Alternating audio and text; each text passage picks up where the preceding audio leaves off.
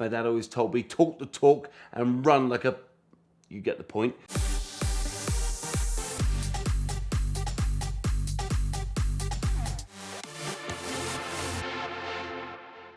So a long time ago, I was fortunate enough to meet the legend, Mr. Rob Pitts, right? And I went all the way to Wales and I bought a Lamborghini Murcielago running gear.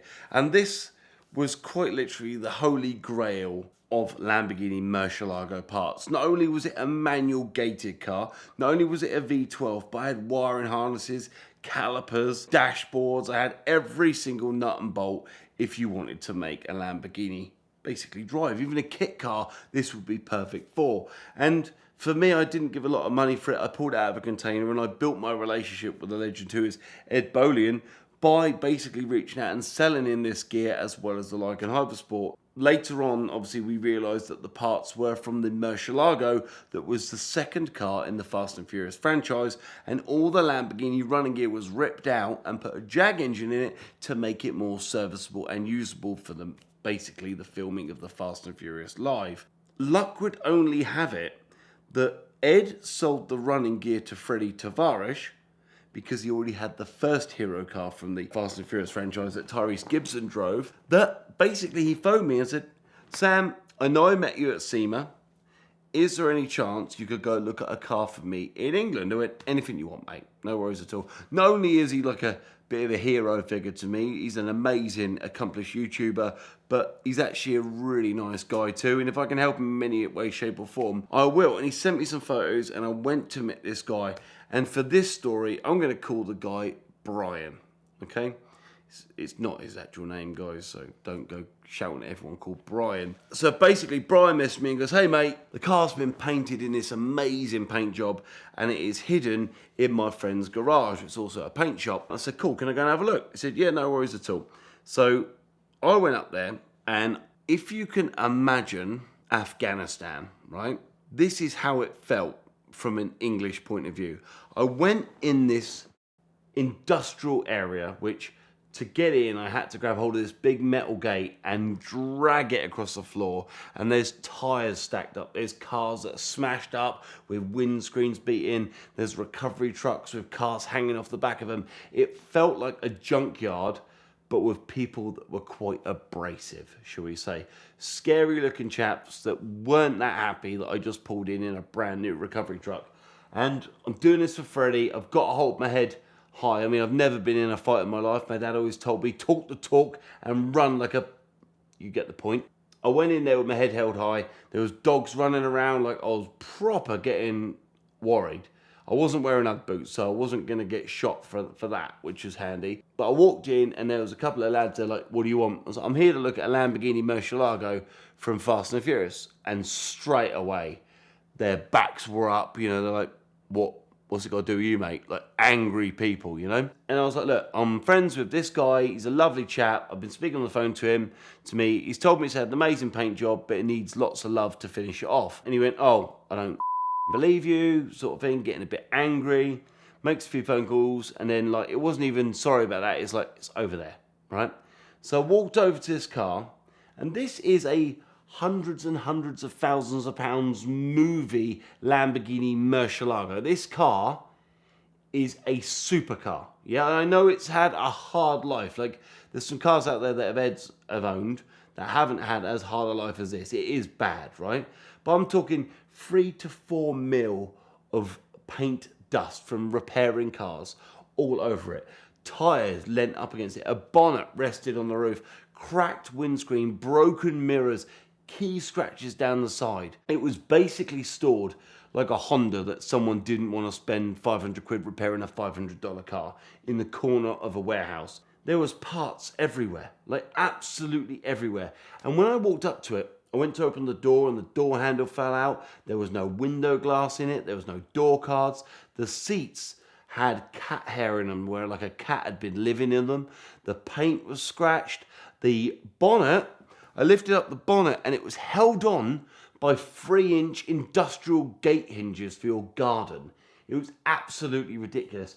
And I spent about 20 minutes taking photos of the car, walk around videos, until I had to leave because I felt like I wasn't welcome. Like, They were very concerned about me taking photos in the warehouse. I don't know if it was because they didn't know what I was doing, or if there was stuff in the background that I shouldn't be picturing, like customers' cars or stuff that maybe wasn't theirs. So we're on the way back, and I phoned Freddie. I was like, sorry to break it to you, mate, but this car is in a bad way.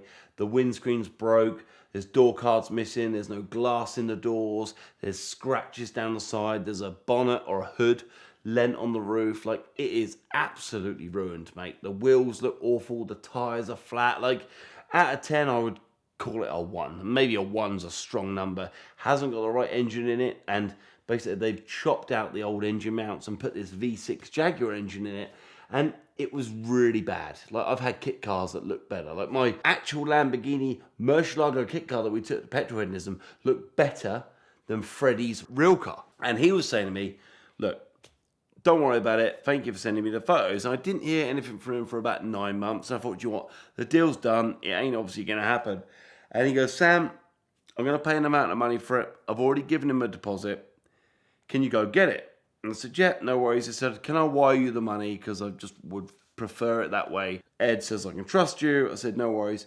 Sends me a substantial amount of money. We're talking tens of thousands, not hundreds. I put it in my bank, and I load up my Jurassic Park Ford Explorer with a trailer on the back, and my buddy Steve Hawkins, we drive, I think it was like West London somewhere in the middle of nowhere, beautiful house in the middle of nowhere, and this Lamborghini Murcielago, which looked absolutely stunning from 50 feet away. Like, you know, it looked really good from a distance. Closer you get, the paintwork, I can imagine when it was done, looked fantastic. Just got a bit worse over time.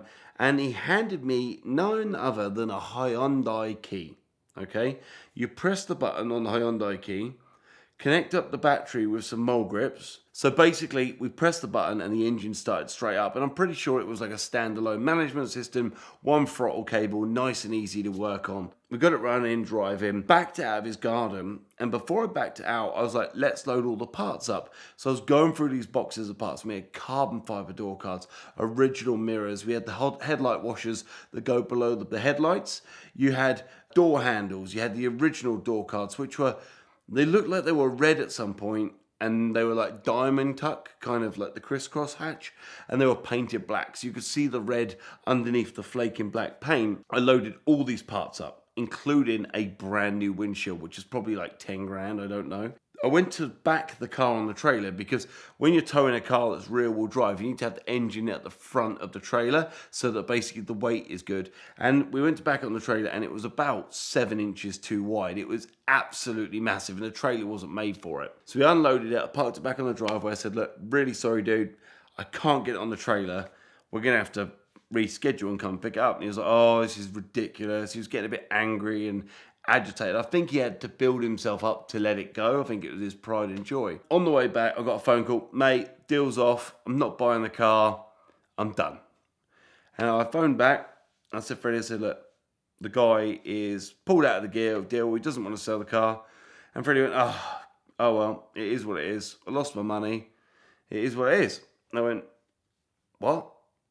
What do you mean you lost your money? He's like, oh, you've obviously paid him for the car, and now he's backing out. It is what it is. I can't come over there and fight my battles. And mate, I have not given him a penny, and I've got about 20 grand's worth of Murcielago parts. And let me call you back. So I put the phone down on Freddie, and I phoned the guy. I was like, look, there's no one else on this God-given world that is going to give you the steam off their piss for this car. It is disgusting. It's broken. It's got the wrong wheels on it. It's got 6-inch spacers on the back wheels. It's got a Hyundai key, a Jag engine, and no freaking paperwork. It's a piece of shit. And I said, just to let you know, I'm charging Freddie for my time to come and get it. I'll just keep hold of the parts. You keep hold of the car. We'll call it quits. He goes, at the end of the day, I've already got all his parts. My time is not cheap. And it's very cheap, actually, because I was doing it for nothing for Freddie. But I was playing the game. At the end of the conversation, Freddie went, I don't know what I'm going to do. I said, bear with me. The guy texts me and goes, oh, for f***'s sake, come and get it. So I send my recovery driver with a lorry. Within an hour, it's on the back of the lorry. We got it at the port. And I phoned Freddie. I was like, you all right, mate? He's like, yeah, I'm just, a bit gutted. I've lost my money. I was like, you haven't lost anything. FaceTimed him. I got the car. It's here. We've got it.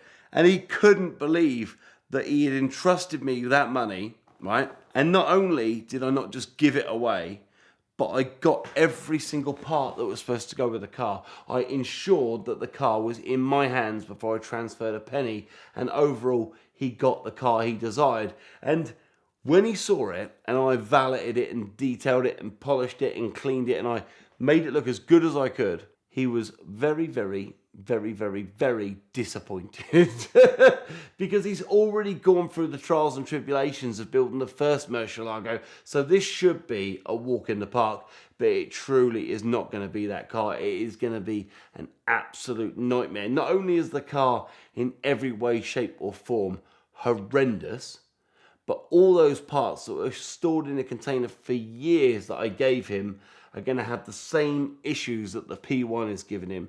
The ECUs are going to be knackered. The terminals are going to be corroded. Are the parts going to be fitted? Is the chassis going to be manipulated too far? Can it go back to normal? There's no middle ground here. For someone that can do it, he can do it, right? But 2 shit Murcielagos in a row? Only time can tell. Freddie, I've saved you some money, and now you need to save yourself some time and sell it to someone else. As dealership systems become more automated and more people sell their cars privately, it's harder and harder to find exactly the car that you're shopping for. But Auto Tempest is the most powerful way to shop for your next car because they compile the results from all the major listing sites into one place. Autotempest.com, all the cars, one search. They search nationally amongst all the major sites, but also allow you to search throughout the country at the same time for Facebook Marketplace results, Craigslist results, and things like that. So we love Auto Tempest because it's where I start most of my mornings, searching the deep dark corners of the internet to try to find my next bad automotive purchase. But you'll love them because it's the best way and the fastest way to find your next car. So check them out now at the link in the description below to find your next car on Auto Tempest.